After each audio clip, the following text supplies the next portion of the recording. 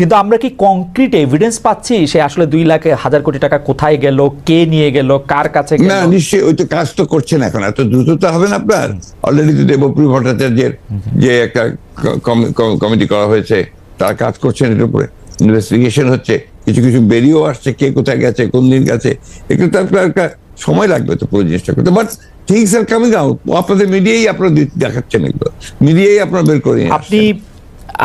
আপনি কি বাংলাদেশের মিডিয়া বা আমরা যেগুলি দেখাচ্ছি সেই সব কথাগুলি আপনি আসলে ফ্যাক্ট হিসাবেই সবসময় নিতে পারছেন কিনা? কারণ অনেকে বলছেন যে শেখ হাসিনা সবাই যেমন চাপ ছিল, এখন অনেকে চাপ আছে। কোনো চাপ নেই, এগুলো ভুল কথা। যারা এগুলো বলে তারা আপনার নিজের দায় এড়ানোর জন্য বলে। আমি যতটুকু লক্ষ্য করি, আমি যখন আপনার সাংবাদিক ভাইদের সঙ্গে কথা বলি, আমি তো দেখি যে তাদের উপরে কোনো চাপ নেই, কোনো চাপ।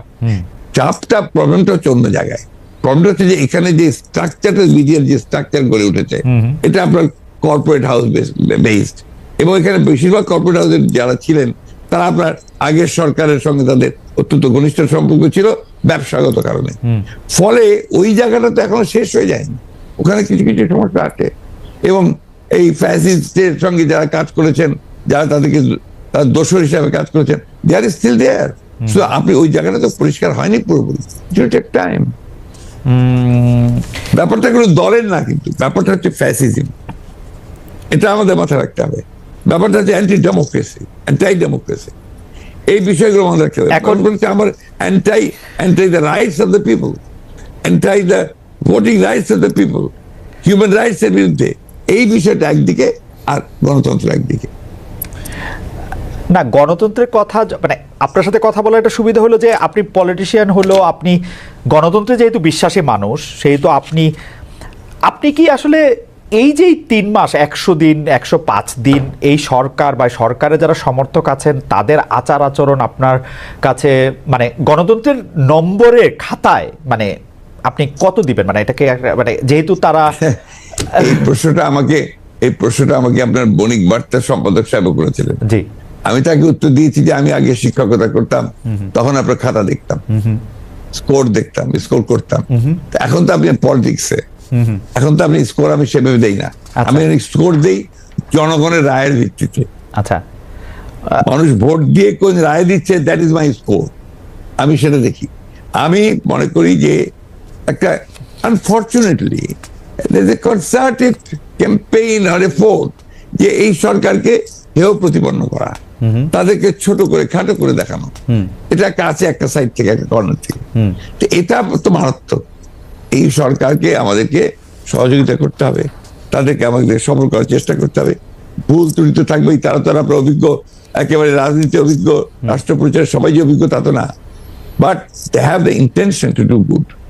তারা ভালো করতে চায়, লেট আস সাপোর্ট দেম। আমাদের ছেলেরা এসছে এগিয়ে, তাদেরকে আমাকে সমর্থন করতে হবে, এটা বাস্তবতা। কেন সবসময় নেগেটিভ দেখবো?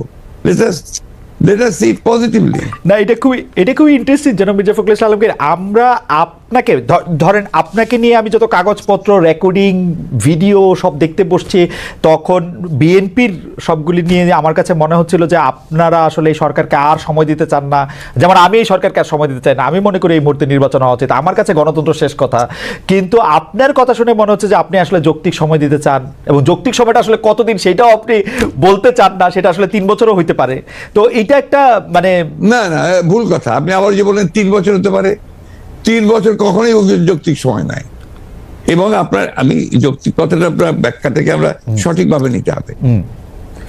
অর্থাৎ একটা যে সংস্কার কয়েকটা কথা বলেছি, সংস্কার তো শেষ হয়ে যাচ্ছে 30 ডিসেম্বরের মধ্যে, নভেম্বরের মধ্যে সাবমিট করবে, 31 ডিসেম্বরের মধ্যে সমস্ত চূড়ান্ত সাবমিট হবে, তারপরে আলোচনা হবে, তারপরে আমার তো মনে হয় এটা খুব বেশি সময় লাগার কথা নয়। কিন্তু তারা একটি নতুন ভোটার তালিকা করতে চাচ্ছে, নতুন ভোটার তালিকা করলে তো এটা তো সময় লাগবে আসলে। সংস্কার খুব বেশি সময় লাগার কথা না তো। নতুন ভোটার তালিকাও যদি করতে চায় তাও বেশি সময় লাগার কথা না। আর ভোটার তালিকা করতে নিয়ম আছে, সেই নিয়মে করলে তো কোনো সময় লাগবে না।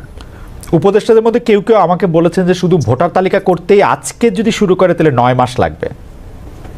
যদি কেউ বলে থাকে, আমি বলবো যে নির্বাচন সম্পর্কে তার খুব ভালো ধারণা আছে বলে আমার কাছে মনে হয় না। আচ্ছা, তাহলে আপনি মনে করেন যে যৌক্তিক সময়টার মধ্যে থেকে থাকলে, আমি আর আপনাকে টাইম ফ্রেমটা জানতে চাই না, যদিও আমার জানতে খুবই ইচ্ছা করছে যে আপনার মাথায় কোনো একটা তারিখ আছে কিনা। যেমন কেউ কেউ বলছে যে 2025-এর মধ্যেই আসলে নির্বাচনটা হয়ে যাওয়া উচিত। আমার কাছে অবশ্য মনে হয় যে নির্বাচনটা 2025-এর মধ্যে হলেও ঘোষণাটা এই মুহূর্তে আসা উচিত যে নির্বাচনটা কবে হবে, একটা রোড ম্যাপ। সেটা তো আমরা বলেছি, আমরা কিন্তু সেটা পাবলিকলি বলেছি, আমরা একটা রোড ম্যাপ চাই। বলেছি যে গভর্নমেন্টের উচিত একটা ইমিডিয়েট একটা রোড ম্যাপ দেওয়া, তারা কবে কি করবেন, এটা তো গভর্নমেন্টের ডিউটি, আমার না। ওকে, আমি কেন বলতে যাবো যে কবে তুমি কি দেবা? গভর্নমেন্ট বলবে যে আমি এতদিন এতদিন এতদিন এটা দেবো, এই কথাটা আমরা খুব পরিষ্কার করে বলেছি, এটার মধ্যে কোনো কিন্তু গোপনীয়তা নেই। গভর্নমেন্টের যারা সাপোর্টার তারা বলছে যে একটি নির্বাচন থেকে আরেকটি নির্বাচন দেওয়ার জন্য এই আন্দোলন হয় নাই, আন্দোলনটি হয়েছে অনেক কিছুকে সামনে রেখে। অনেক যারা এই কথা বলছে, যারা এই কথা বলেছে, তারা সবাই আন্দোলনের সঙ্গে কতটা জড়িত ছিল সেটা আমি জানি না। আমরা 15 বছর ধরে আন্দোলন করছি, আমরা কিন্তু কখনোই একথা, আমরা 31 দফা তো আমরা দিয়েছি 2 বছর আগে, সংস্কারের কথা আমরা বলেছি। একটি নির্বাচন থেকে আরেকটি নির্বাচন কেন দরকার এটা তাদেরকে বুঝতে হবে। সংস্কার করে আরেকটি নির্বাচন দরকার, নির্বাচন ছাড়া গণতন্ত্রের রাস্তাটা, ফটকটা ওটাই, গেটটা সেটাই, সেখানে আপনাকে যেতে হলে নির্বাচন করেই যেতে হবে। কারা, কে, who is eligible to rule this country, কারা দেশ চালাবে, এই কথাটা তো আপনার জনগণই ঠিক করবে। সেই জন্যই নির্বাচন ইজ দ্য অনলি অল্টারনেটিভ। এই সরকারের ম্যান্ডেট নিয়ে যখন আমি প্রশ্ন করি তখন এই উত্তর আসে যে ম্যান্ডেট হচ্ছে অভ্যুত্থান, আর যদি বিএনপি যে নির্বাচনটি যৌক্তিক সময় বা যত শীঘ্র সম্ভব দেওয়ার কথা বলছে, এটি যদি ঠিক হতো, জনগণ তো 28 অক্টোবরই আসলে দেশকে শেখ হাসিনা পালাতে বাধ্য হতো। এটা কুতর্ক, হ্যাঁ, এগুলো কুতর্ক। আজকে মনে হয় আমি আপনাকে অনেকগুলি কুতর্কের মধ্যে আসলে নিয়ে আসছি। আপনার পছন্দসই আমি দুই একটা প্রশ্ন করতে চাই, আপনি বা আপনার বিষয় আপনি যদি একটু বলেন। দুই একটা বিষয় শেষ হয়ে আসছে। আমি সবসময় মনে করি যে আমার দৃষ্টিকোণ থেকে আমি মনে করি যে গণতন্ত্রের শেষ কথা। শেখ হাসিনার সবচেয়ে বড় অপরাধ আমি মনে করি যে তিনি গণতন্ত্র এবং গণতান্ত্রিক প্রতিষ্ঠানগুলিকে ধ্বংস করেছেন। দুর্নীতি বা অন্যান্য অন্যায় অত্যাচার, জুলাই মাস, সেগুলি সব মাথায় রেখে আমি বলি তার সবচেয়ে বড় অপরাধ হচ্ছে তিনি গণতন্ত্রকে ধ্বংস করেছেন। আমরা আর গণতন্ত্রের ধ্বংসের জায়গায় আর দেখতে চাই না। আপনার পছন্দের যদি কোনো বিষয় থাকে আপনি এটা একটু আমাদেরকে একটু বলতে পারেন। আজকে আমি দুঃখিত যে অনেকগুলি অপ্রিয় বিষয় আপনাকে আমার হয়তো মানে আপনার অপ্রিয় বিষয়ের প্রশ্নের উত্তর, অপ্রিয় প্রশ্নের উত্তর দিতে আমি অভ্যস্ত, অতীতও দিয়েছি আমি এখন, এবং এই আত্মবিশ্বাস আমার আছে যে আপনার এই অপ্রিয় প্রশ্নগুলোর উত্তর আমি আমার মতো করে দিতে পারবো। আমার বিশ্বাস আমার দর্শক যারা, শ্রোতা যারা, তারা সেটাকে গ্রহণ করতে পারবেন। আমার কাছে একটাই প্রশ্ন, এই দেশটা আমাদের, আমরা 1971 সালে স্বাধীনতা যুদ্ধ করেছি, পাকিস্তান হানাদার বাহিনীকে উঠিয়েছি, তখন আপনার 30 লক্ষ বলে যে বলুন 30 লক্ষ লোক শহীদ হয়েছে, 3 লক্ষ মা বোনের ইজ্জত গেছে, আমরা দেশ স্বাধীন করেছি। পরবর্তীকালে অনেক চড়াই অধ্যায় পার হয়েছে, বারবার আমরা আঘাতপ্রাপ্ত হয়েছি, গণতন্ত্র ধ্বংস হয়েছে, গণতন্ত্র আবার এসছে। আমরা এখন একটা জায়গায় এসছি যেখানে আমাদের একটা সম্ভাবনা সৃষ্টি হয়েছে। সেই সম্ভাবনাটা হচ্ছে যে আমরা একটা নতুন, সবাই মিলে চিন্তা করে একটা নতুন বাংলাদেশ গড়ার আমরা শপথ নিয়েছি। এই বিষয়টাতে আমরা এগিয়ে যাই। Let us not divide, let us not, আমরা নিজেরাই নিজেকে বিভক্ত করে না ফেলি, এক জায়গায় এসে সঠিকভাবে এগোই। আমার সকলের কাছে আমার বিনীত অনুরোধ থাকবে, বিশেষ করে বাংলাদেশে যারা রাজনীতির সঙ্গে জড়িত হয়েছেন তাদের সকলের কাছে আমার অনুরোধ থাকবে যে আসুন আমরা বাংলাদেশটাকে রক্ষা করি, জাতিকে রক্ষা করি এবং গণতন্ত্রকে রক্ষা করি, সেটাই একমাত্র